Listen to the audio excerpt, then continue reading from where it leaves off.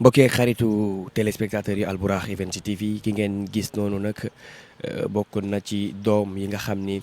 Gaston Mbengue di sunu PDG Aziz Aly Ndiaye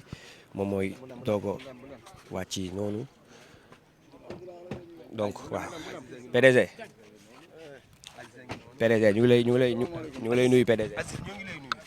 waaw maa ngi leen di fay bu baax a baax. tey da ngaa ñàkk ki nga xam ne mooy sa waajur. nga ñàkk koo xam si ni da ngay faral di wax ci ay kàddu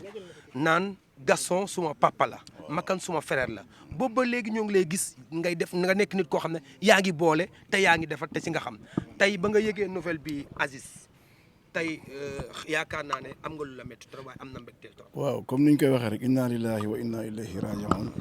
ñu sant yàlla bu baax di julli ci yonent bi Muhammad sallallahu alayhi wa sallam di am naqar ak tiis rek ni ko Sénégal yëpp amee ni ko njaboot yëpp amee ku ne xam na tey ki ñu ñàkk muy suñu papa Gaston Mbengue Salif ñëpp xam nañ suñu relation ak moom comme ni ñu ko daan faral di waxee rek moom suñu papa la en dehors de mu nekk suñu papa suñu xarit la woon suñu confident la woon suñu conseil la woon suñu partenaire la woon yàlla moo ma booleeg moom ñu amoon des relations yu profondes ba ñëpp xam ko muy njabootam ay jege ñaaleem ak ñëpp xamoon relation bi ma am ak moom kon tey mun naa ni man bokk naa ci ñi nga xam ni ñi gën a ñàkk lañ mais ñu sante ko yàlla rek xam ne àdduna ak loolu ñoo ànd macha allah. tey askanu làmb ñàkk nañ ku dëggu ñàkk ku baax koo xam ne ku ko xam ko ci dëggu. waaw Gaston moom il est multidimensionnel xam naa ni nit ñi dañ ko gën a xam ci làmb rek mais c'était un acteur de développement un opérateur économique koo xam ne ko amaloon réew mi njariñ la ci secteurs yi nga xam ne yëpp daf ci daan évoluer yàlla moo def làmb lañ ko gënoon a xamee mais il était dans beaucoup de secteurs Sénégal yëpp ñàkk nañ Sénégal yëpp xam nañ ni c'était une personne valeureuse nit ku amoon njariñ la ku amoon importance la yàlla moo dogal ni nag moom dafa nekkoon nit ku dëgg ku ko xam-xam ko ci dëggoom ci rigueuram ci nit ku mën a défendre ay position kon boog ñu ñaanal ko yàlla rek yàlla xare ko àjjana yàlla moo ñu ko joxoon moo ko jël mais am nañ ci moom yaakaar ndax xolam ak dëggoom ak mën nitam li ñu mën a seede ci moom mooy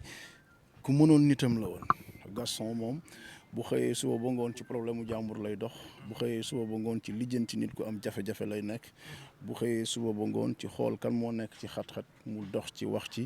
ci muy famille muy ci sa wàllu liggéey ci sa wàllu lu nekk man yàlla dafa defoon dama amoon nag moom relation yoo xam ni daf ma daan taxaw ci lu bëree bëri ci lu nit ñi xam ak lu nit ñi xamul lu nit ñi yëg ak lu nit ñi yëgul dañ daan échanger saa su nekk di waxtaan bu mu tëddee feebar dem naa ba France seeti ko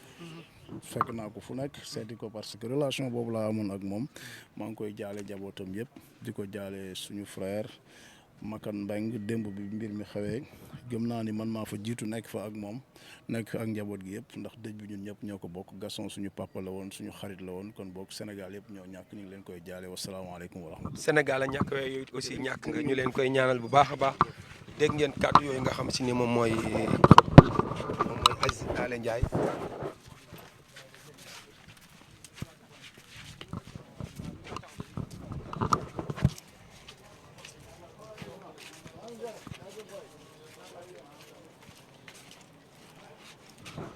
voilà mi ngi noonu Aziz Aly Ndiaye di mën naa ni doom ci Gaston Mbengue moo nekkoon noonu kàddu yi mu yëkkati dégg ngeen ko mbokk yeeg xaritu téléspectateur yu Albourakh Events TV mi ngi noonu di dem Aziz Aly Ndiaye donc mbokk yi mu doon def ay témoignages yu exceptionnel ci ki fi jógee. maa bala may wax damay wax inna lillahi wa inna ilayhi rajiun tey dañu ñàkk mag a mag ñu ñàkk suñu papa suñu xarit suñu soppe muy Gaston Mbengue ku nekk xam suñu diggante ak moom xam suñu diggante ak suñu papa ñun tamit di génn àdduna ko ñaanal yàlla ko yàlla yërëm te xaare ko àjjana mu nekkoon ku fort ci ñun tey nag gis nga li yàlla dogal kenn mënu ci dara kullu man alayha fan la yàlla wax wa yabqa wajhu rabbika zul jalali wal ikram bakkan bu ñoom dund nga ñoom dee tey lii la yàlla dogal ñu ngi koy ñaanal yàlla ko yàlla yërëm te xaare ko àjjana yàlla teg njaboot gi loxo bu baax a baax li mu fi bàyyi lépp ñu sàmm ko bu baax a baax léegi li ci des mooy ñaan rek nañ ko ñaanal yàlla ko yàlla yërëm te jéggal ko bu baax a baax.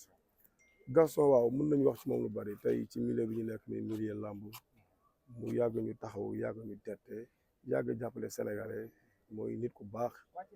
nekk nit boo xam ne nit bu ñemee engagement la nit bu ñemee coono la nit bu ñemee nit la tey ku musoon am problème ci Sénégal ak bu mu mën a doonte ci taxawaay muy wàllu politique di wàllu sport di wàllu diine di wàllu religion wàllu lépp kooku mooy Gaston tey moom la Sénégal ñàkk moom la àdduna yëpp ñàkk ñëpp a ngi koy jooy muy mag di ndaw kon di ko ñaanal yàlla rek yàlla ko yàlla yërëm te xaare ko àjjana. bàyyi ci bàyyi la ndax gars yi ñu ngi rob. aywa jërëjëf.